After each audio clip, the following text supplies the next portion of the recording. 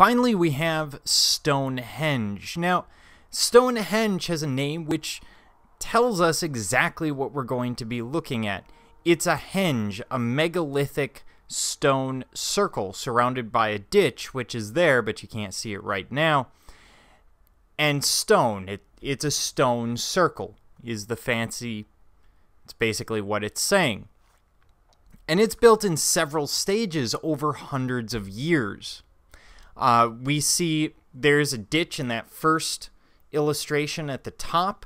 As we move down, we see a simplified evolution of the site.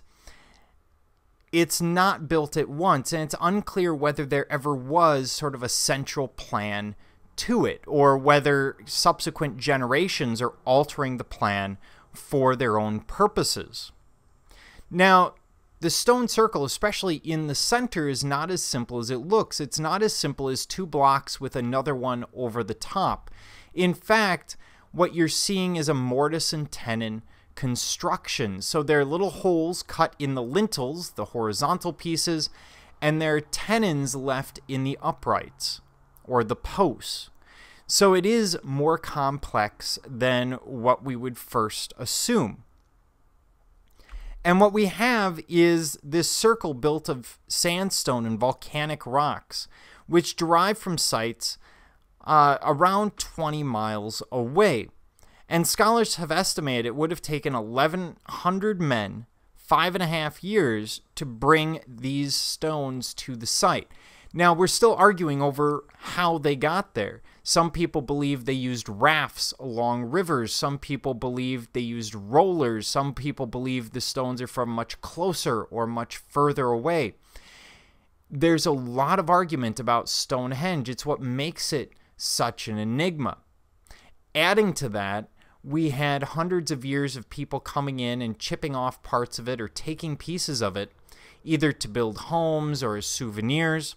So there's a lot there.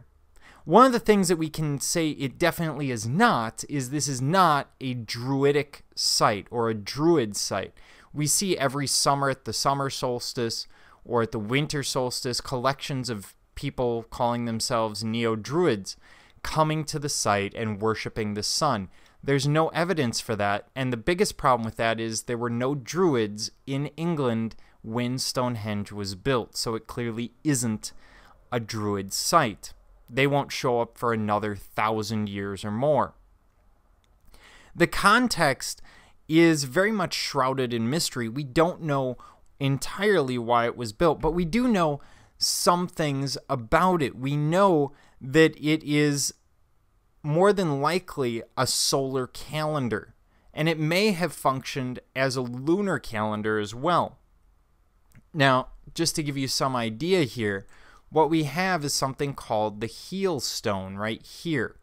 And that's important because on the summer solstice, the sun rises over the heel stone, casts a shadow here between these stones and into the center to the so-called altar stone, which isn't an altar, but that's a whole another big pile of worms to get into.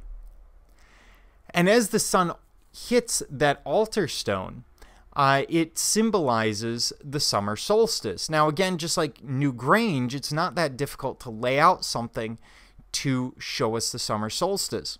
But it also means that we have a very basic observatory here in terms of the movements of the sun and the moon through the seasons. Why is this important? Well, sometimes we have unusually warm winters. We've seen that in 2012 and again in 2016. Or 2017, when we had 70s in February or March, and people might think, hey, it's time to start planting. Had you done that, your crops would fail. So a calendar is very important because it reminds you that, no, this is just an unusual warm streak. You don't plant until May or April, wherever is appropriate for where you are.